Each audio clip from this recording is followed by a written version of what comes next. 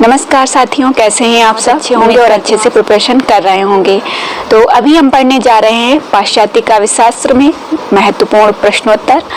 अभी तक हमने जो थ्योरी पढ़ी है, लगभग 3 से 4 क्लासेस हमने आपको थ्योरी की दी है। जरूर से जरूर जाके देख लीजिए, आपको लिंक डिस्क्रिप्शन बॉक्स में मिल जाएगा। ओके, तो चलिए देखिए, एक और बात बता देती हूँ कि यह क्लास आपका मूल्यांकन नहीं करती है, ना ही आपका टेस्ट लेती है। यहाँ पे सिर्फ और सिर्फ जानकारी के लिए क्लास आपको उपलब्ध कराई जा रही है।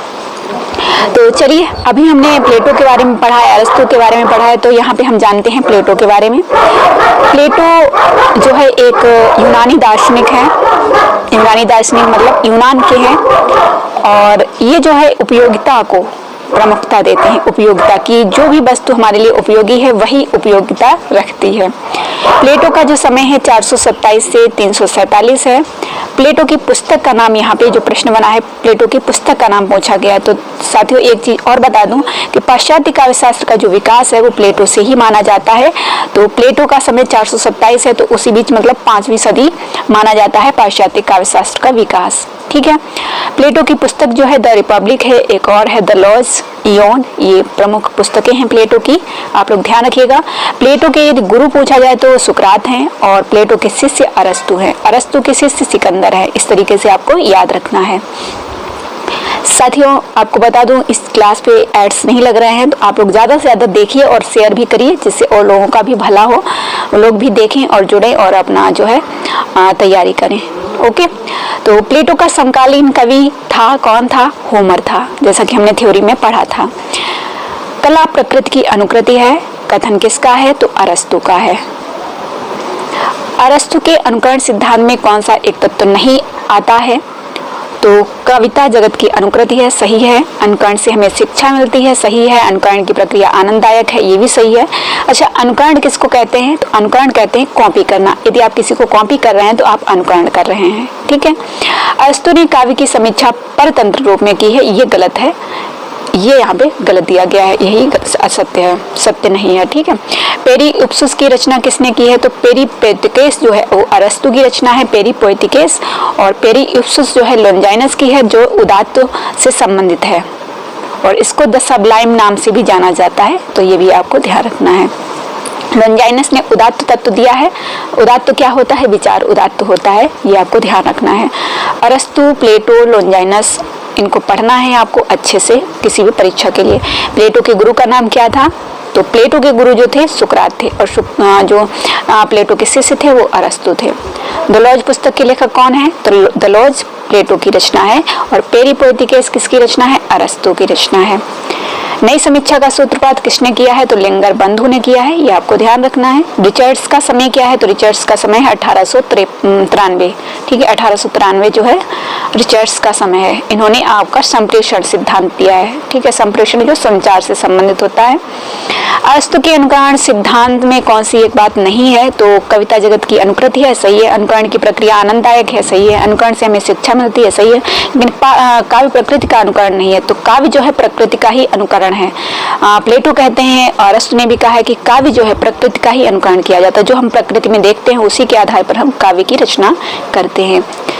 10 नंबर क्वेश्चन जो है, औदात्य का व्यापक विवेचन किसने किया है? तो औदात्य से अभी हमने बात की थी लोंजाइनस की। लोंजाइनस का समय है 1 या तीसरी सदी माना जाता है। याद रखिएगा, 1 या तीसरी सदी माना जाता है।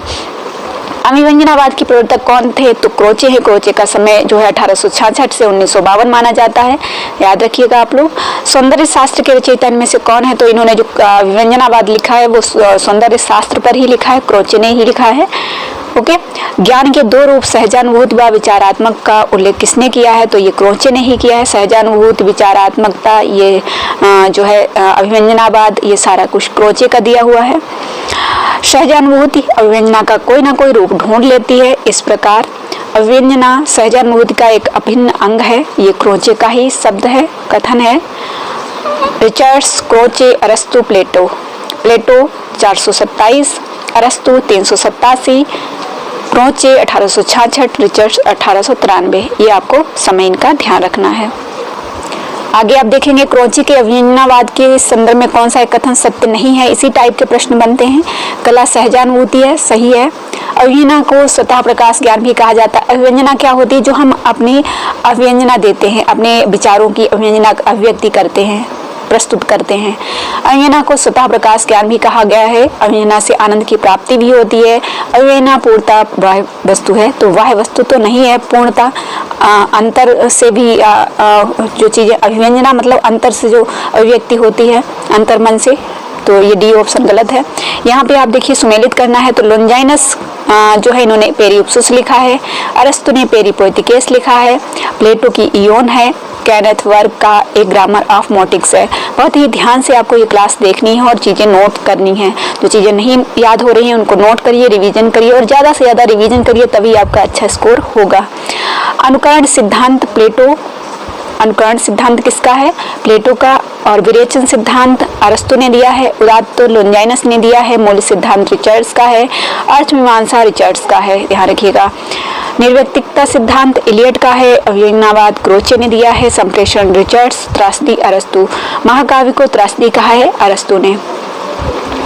अनुकरण सिद्धांत, अनुकरण सिद्धांत जो है अरस्तु से संबंधित है या प्लेटो से संबंधित है, क्योंकि प्लेटो जो है अरस्तु के गुरु थे, तो अनुकरण सिद्धांत अरस्तु से भी आ जाएगा। द्वंद्वात्मक भौतिकवाद मार्क्स से आ जाएगा। सहजानुभूति क्रोचे से संबंधित है, द्वंद्ववाद हेगेल से संबंधित है, ये आपको ध्यान रखना है। यहाँ पे आप देखेंगे ये भी आपको मैच करना है। यहाँ पे पूछा गया कौन से मैच हैं, ठीक है। अवंजनावाद जो है क्रोचे का है, द्वंद्ववाद हेगेल का है, विसंगति वृक्ष का है, यथार्थवाद अरस्तु से संबंधित नहीं है, ये मार्क्सवाद से संबंधित है, अरस्तु का नहीं है, ठीक है। तो 1, 2, 3 यहाँ पे सही है।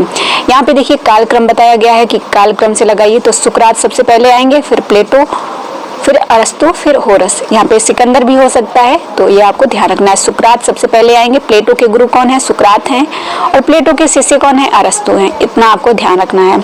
उसके बाद देखेंगे द्वंद्वात्मक भौतिकवाद जो है कार्ल मार्क्स है, अर्थमीमांसा रिचर्ड्स है, निर्व्यक्तिकता इलियट का है, संप्रेषण रिचर्ड्स का है, ये आपको ध्यान रखना है। वहीं आगे फिर से कालक्रम लगाना है, तो मैथ्यू आर्नल्ड आएंगे, क्रोचे, इलियट, रिचर्ड्स। इनको जब आगे हम पढ़ेंगे, जो हम थ्योरी पढ़ेंगे उसमें अच्छे से समझ आएगा, ठीक है। विरेचन सिद्धांत का प्रतिपादन किसने किया है? तो अरस्तु ने। अनुकरण सिद्धांत प्लेटो का है।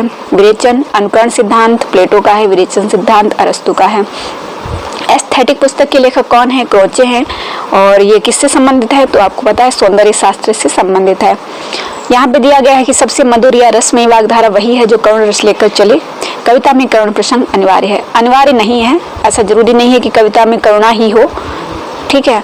कविता ओजवान भी होती है, जैसे दिनकर जी ने लिखी है, ठीक है। तो ये आपको ध्यान रखना, ये गलत है, ये सही है।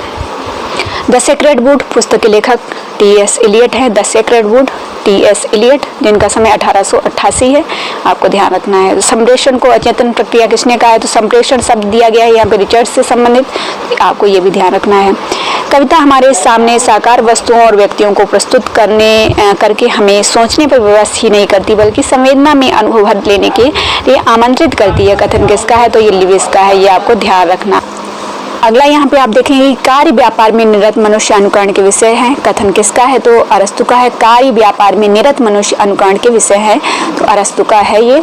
किस विद्वान ने नाटक को मानव चरित्र को दूषित करने वाला बताया है? तो मैंने आपको बताया था कि प्लेटो ने क्या कहा है कि आपका राज्य जो है आदर्श राज्य तभी होगा जब आप उससे जो है साहित्यकार को या कवि को निष्कासित करेंगे।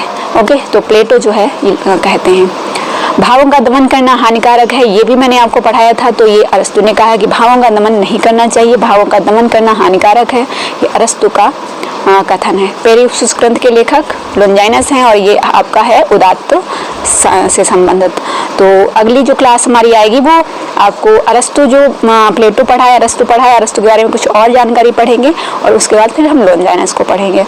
तो आज की ये क्लास यहीं पर समाप्त करेंगे, और इसके आगे नेक्स्ट क्लास लेकर आएंगे आपको थ्योरी की, और उसके बाद जो है कंप्लीट हम आपको ये पूरा प्रश्नोत्तरी कराएंगे, ठीक है। तो आपको ये क्लास कैसी लगी मुझे कमेंट बॉक्स में जरूर से जरूर बताइएगा। अच्छा, एक क्वेश्चन और भी करा देती हूँ कि अंतः प्रज्ञा एक प्रकार का आंतरिक ज्ञान है, कथन किस विद्वान का है? तो ये क्रोचे का ही है। अच्छा, क्रोचे, अब आपको समय लिखना है। यदि आप इस क्लास को ध्यान से देखते हैं तो आपको प्लेटो, अरस्तु, लोंजाइनस, रिचर्ड्स, क्रोचे, इनका समय लिखना है कमेंट बॉक्स में, ठीक है। और बताना है कि पेरियोप्सिस किसकी रचना है। चलिए, और क्लास पसंद आ रही है तो कमेंट बॉक्स में जरूर से जरूर बताइए, ठीक है। और ये बिल्कुल निस्वार्थ भाव से आप सभी की सफलता के लिए क्लासेस बनाई जा रही हैं। जो भी मुझे दिखाई दे रहा है कि जैसे आप लोग भक्ति काल और रीति काल में अटके रह जाते हैं और ये जो पाश्चात्य काव्य शास्त्र है, भारतीय काव्य शास्त्र है, जो विद्यार्थी हैं उसको नहीं पढ़ते हैं, तो बहुत कठिन नहीं है। यदि आप इसको 1-2 बार क्लास को देखेंगे तो सारी चीज़ें आपको समझ में आ जाएंगी। ओके, धन्यवाद।